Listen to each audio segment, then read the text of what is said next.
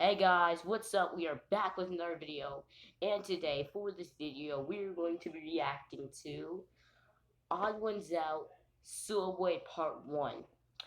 Now, let's get into the video. Everyone at some point in their life should work in a fast food or retail job. Not to improve their work ethic or anything, but so that everyone knows what it's like to have that kind of job. They wouldn't work in fast food their whole lives, maybe just like for 6 months, just so they get a feel for it. So with that, let's talk about the time when I worked in fast food. I used to work at a very small local sandwich shop. I don't know if any of you guys heard of it. It's called Subway. Our Subway. spokesperson was in the news recently. I don't know if you guys look at the news. Did you hear he got beat up in jail? I kind of want to meet the person who beat up Jared more than Jared. Not in person. We wouldn't meet in person, obviously. But, like, he would be behind bars, and I would just look at the guy who beat up my spokesperson. How many people get to say that they beat up a fast food icon who is also a pedophile? Only one, and it's that guy. Okay, but seriously, guys, working at Subway was probably one of the most easiest jobs out there. I don't know why I'm about to complain about it to you guys. We got free cookies. And you know the comic with the Subways in Hell? I was actually working at Subway when I made that comic. I just think it adds sort of a little bit of value to it. You see, the owners, who were husband and wife, can you believe it, of the Subway I worked at owned two stores. One of the Subway stores was in a Walmart on an Indian reservation, because we have those in Arizona, and the other Subway was the Subway I worked at. And since the Walmart store was always busy, the owners would spend 99% of their time at that store. So I didn't really have a boss most of the time. On the off chance the owners did show up, they would just pick up some food and then they would make sure I was making sandwiches the right way. And every time I made a sandwich in front of them, they would always find something wrong with it, without fail. You put on too many olives. Do you know, according to the Subway formula, you're only supposed to put on 8 olives on a foot long? 8! One for every other bite. That's I'm just not doing ridiculous. that. Can you imagine someone just counting out 8 olives? Nobody does that. I usually worked the Exactly, closing nobody. shift, and at the end of the night, we would turn the alarm and we have 60 seconds to get out of the store. But one time I had the opening shift, so I unlocked the door to get in with my key, and the alarm went beep, Uh-oh. beep, meaning I had 60 seconds to turn it off. No big deal, right? Yeah. I've turned the alarm on all the time when I was closing. So I go to the little control panel and I type in the code and nothing happens. The beeping is still there and the clock is still ticking down. They So I probably go, changed the okay, passcode. I'm going to press each button very carefully. I'm going to make sure each button makes a beep when I press it. Beep, beep, beep. Nothing still happens. So I go, okay, I'm going to make sure to press each button very carefully. And I start thinking, did they change the passcode without telling me? Well, this is the only passcode I very carefully. And I start thinking, did they change the passcode without telling me? Well, this is the only passcode I know, so we're just going to try it. Sorry guys, I had to get my Pringles. Yeah, and I press each button very carefully. Beep. Beep. Beep. And it goes quiet.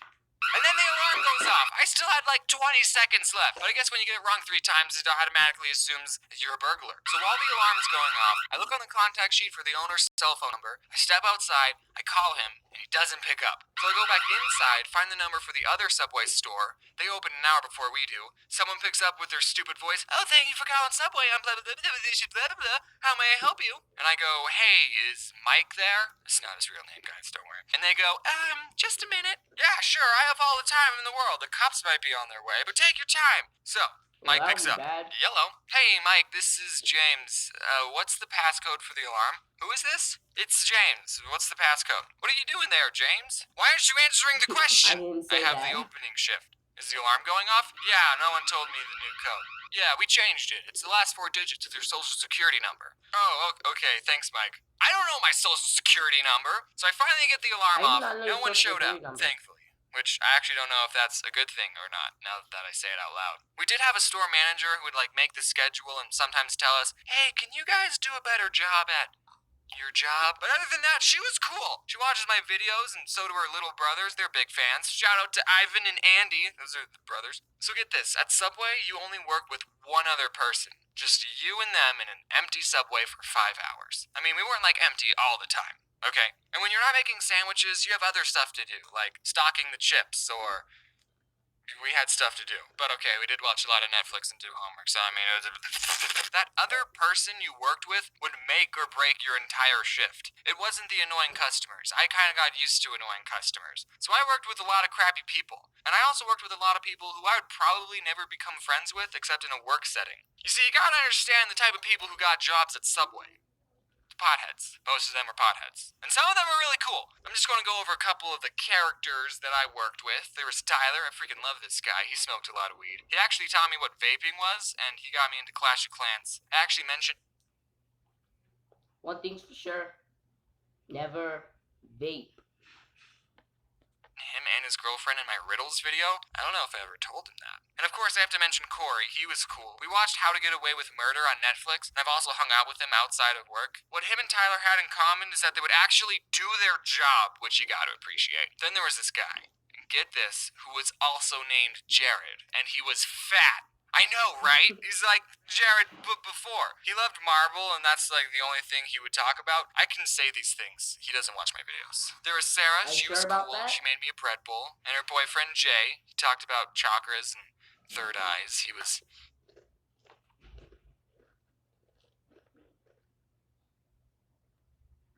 What just happened?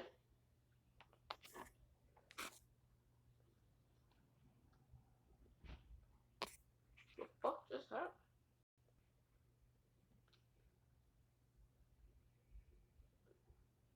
Okay. I don't know what that was, but okay. interesting. By the way, you're wondering what chakras are? I know all of them. The red's the root chakra. You might not want to know about it, but I'm just gonna say it anyway. The red one's the root chakra, the orange one is the sacral chakra, the yellow one's the solar plexus chakra, and the green one's the heart chakra. The blue one, well, indigo, whatever you want to call it, blue is the throat chakra. The light blue one is the third eye chakra. Wait, hold up. Wait, 1, 2, 3, 4, 5, 6, 7, 8. Why are there 8 of them? Okay, that's weird. And the purple one is the crown chakra. I don't know what that 8th one is because it's supposed to be 7, not 8. And also, there's Anthony. He's cool. What's up, Anthony? For the 100,000 sprinkles video, I actually went back to Subway to use their scale because I knew they had one. And we counted 500 sprinkles again just to be more accurate for the 100,000. And Anthony helped me count instead of working. I mean, at least he got paid minimum wage for it. So 2 more stories before I go.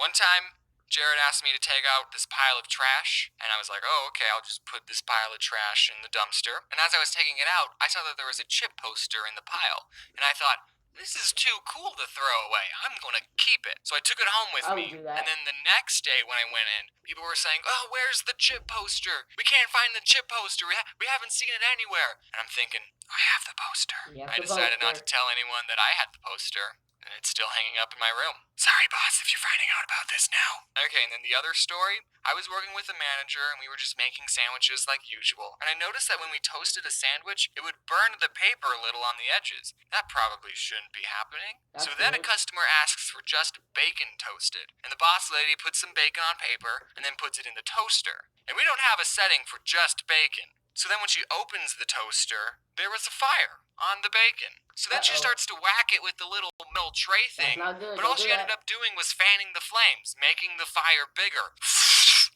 You got this, right? Then I went in the back and I got the fire extinguisher and I actually used it. I single-handedly saved that Subway.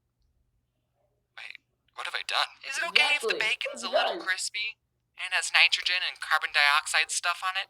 Wow, I didn't even mention a single bad...